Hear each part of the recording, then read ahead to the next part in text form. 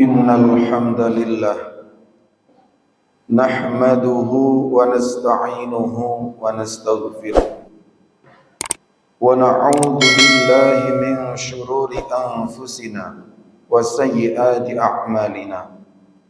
May yahdihillahu fala mudilla lahu wa may yudlil fala hadiya lahu.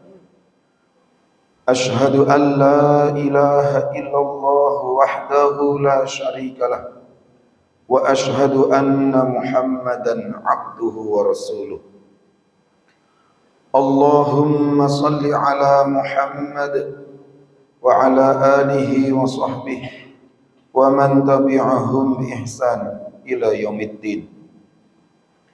Ya ayyuhalladzina amanu taqullaha haqqa tuqatih wa la tamutunna illa wa antum muslimun.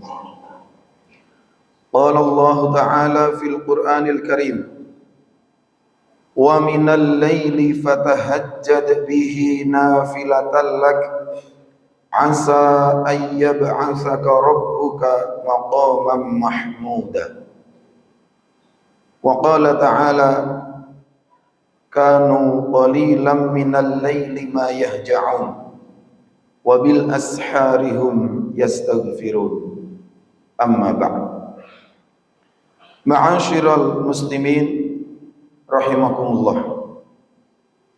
Puji syukur alhamdulillah atas segala nikmat yang Allah berikan pada kita.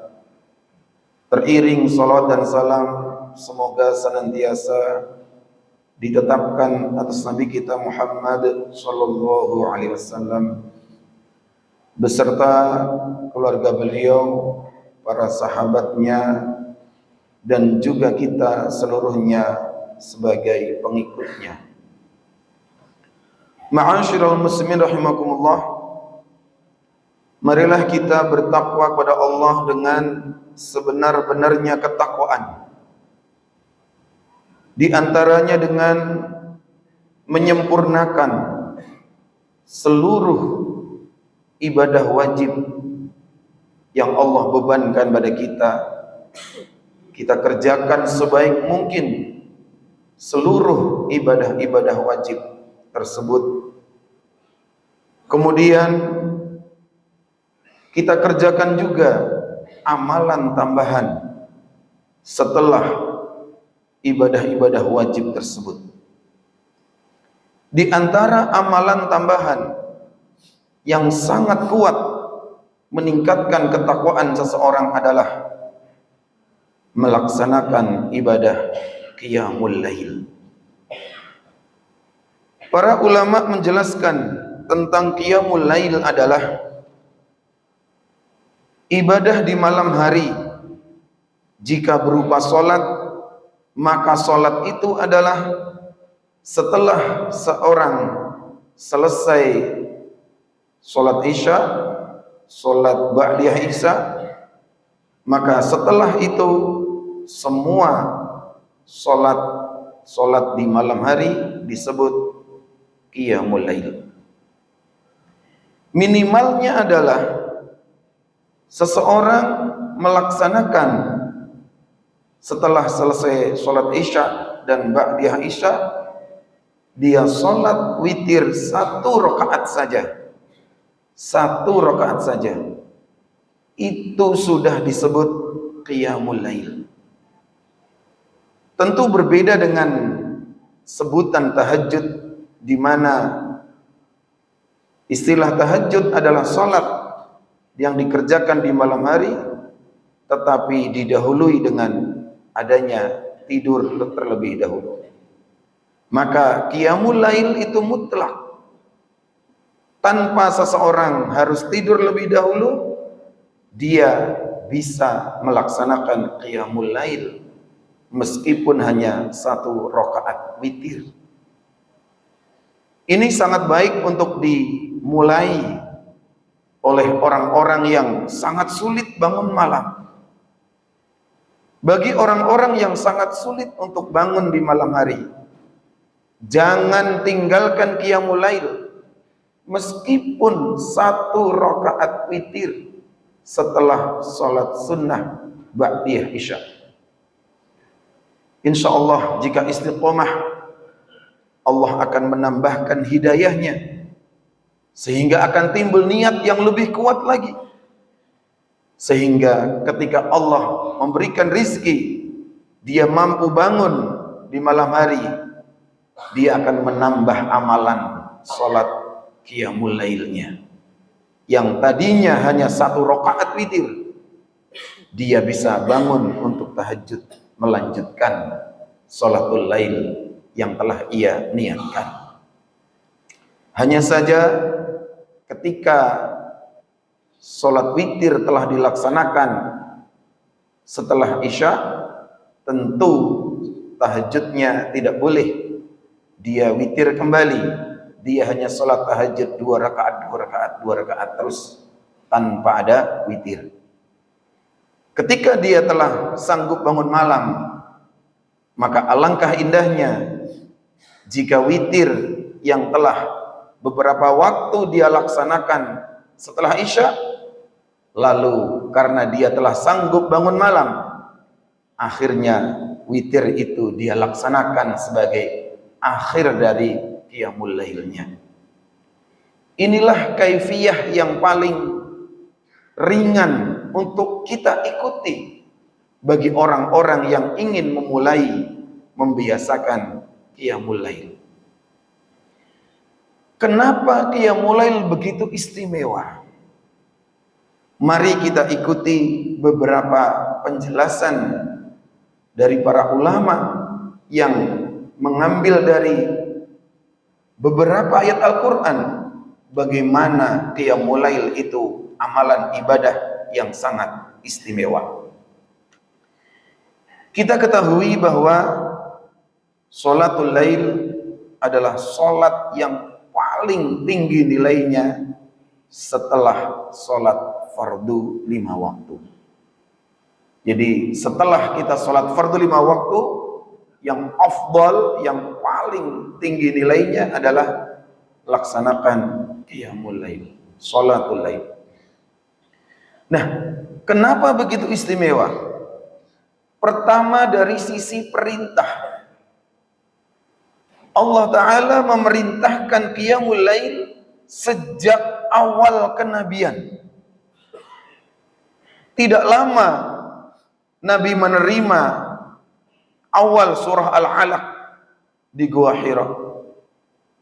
Malaikat Jibril turun memanggil, ya ayyuhal muzammil qumil laila illa qalilan.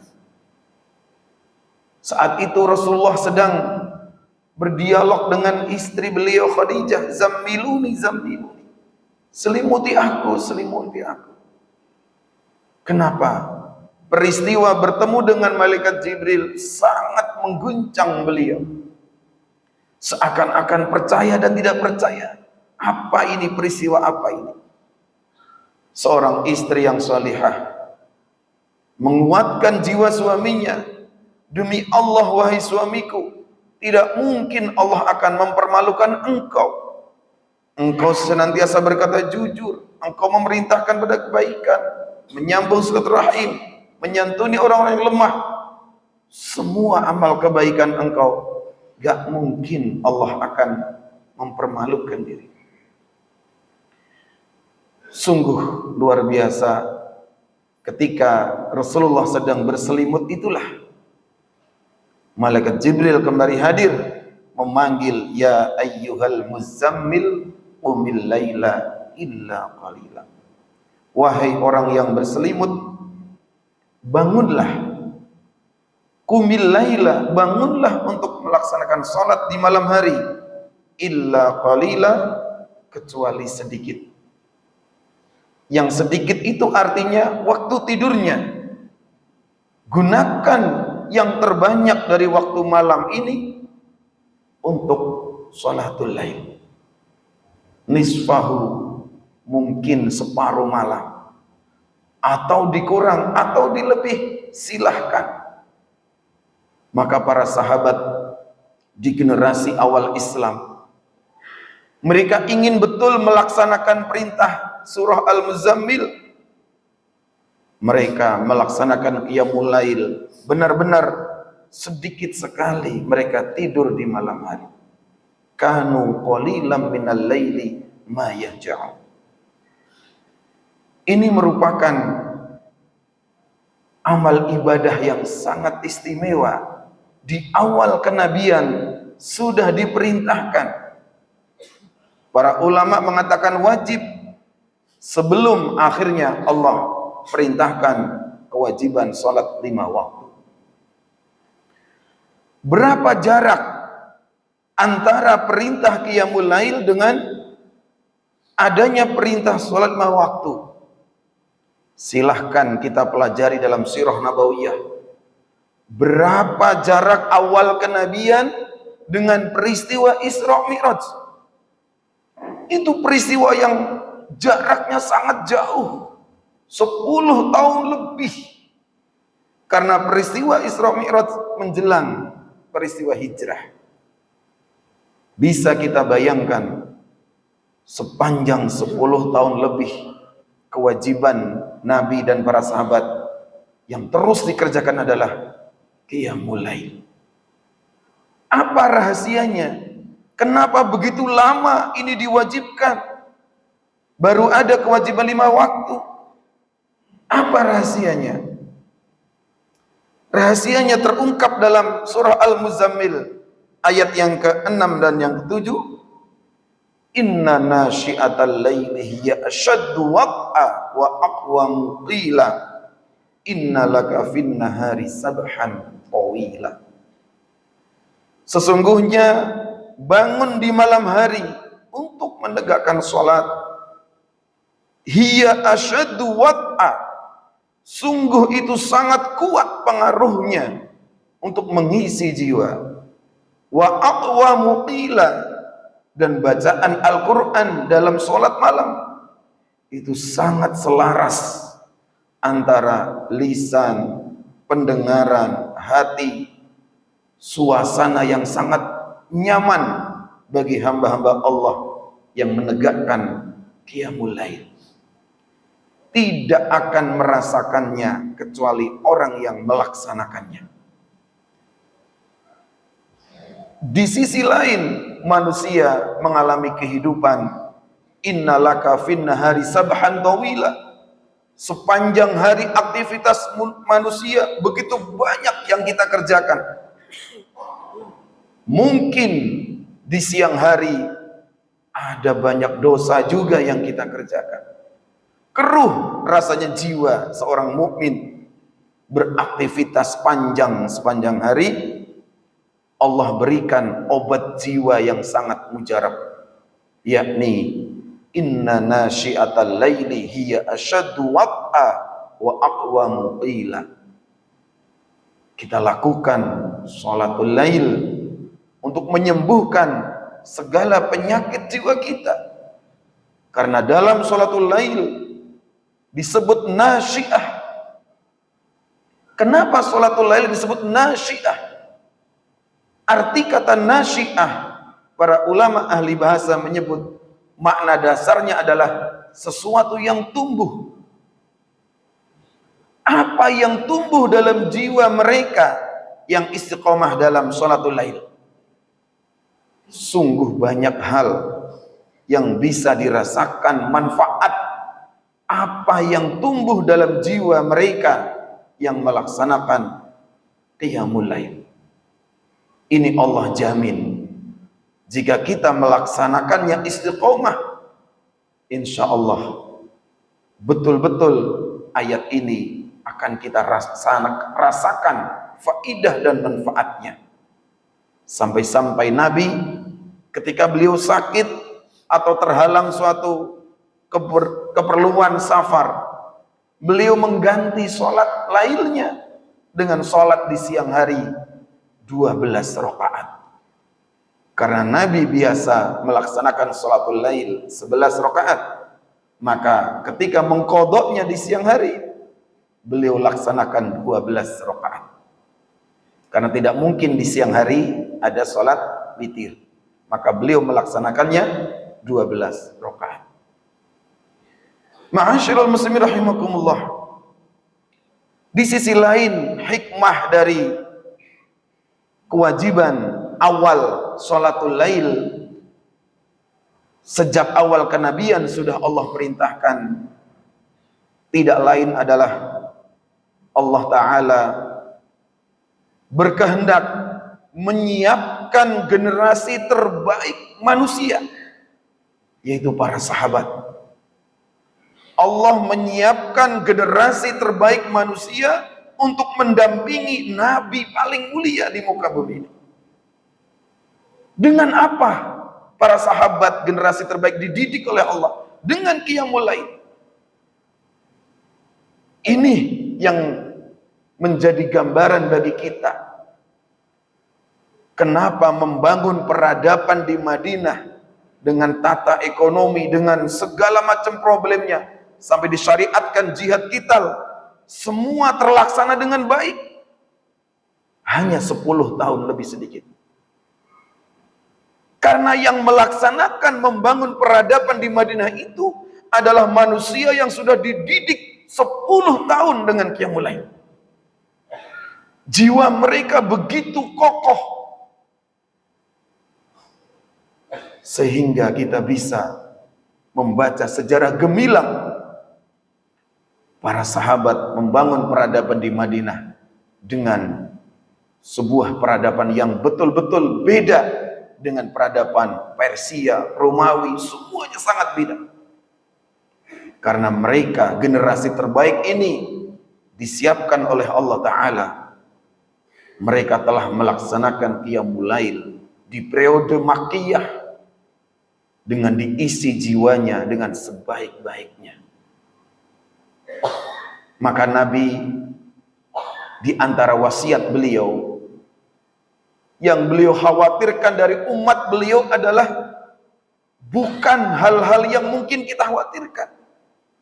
Yang Nabi khawatirkan dari umat beliau adalah ketika Allah membuka kemewahan dunia untuk umatku, lalu mereka saling bertikai, saling berebut, dan akan hancur seperti umat-umat terdahulu hancur. Apa? Karena itu jiwa yang tidak siap melihat kenikmatan dunia yang begitu banyak, tergiur, lalu mereka bermusuhan memperebutkannya. Sungguh itu telah terjadi di kalangan generasi umat Muhammad. Ketika kenikmatan dunia Allah tampakkan, Allah berikan sebanyak-banyaknya, yang terjadi justru bukan kedamaian, bukan kerukunan, tapi ada yang berebut. Inilah jiwa-jiwa yang tidak siap.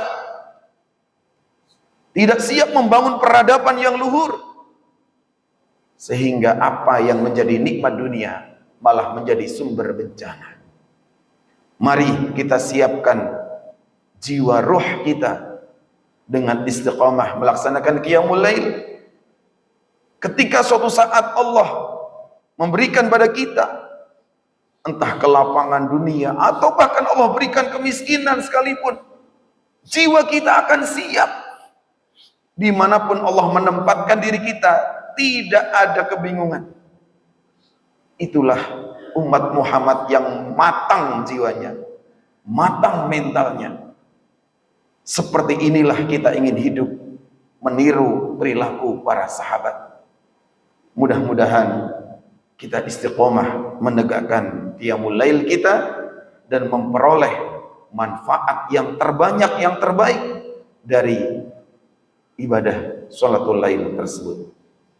Aqulu qawli hadza astaghfirullahi wa lakum wa lisairil muslimin fastaghfiruh innahu huwal ghafurur rahim.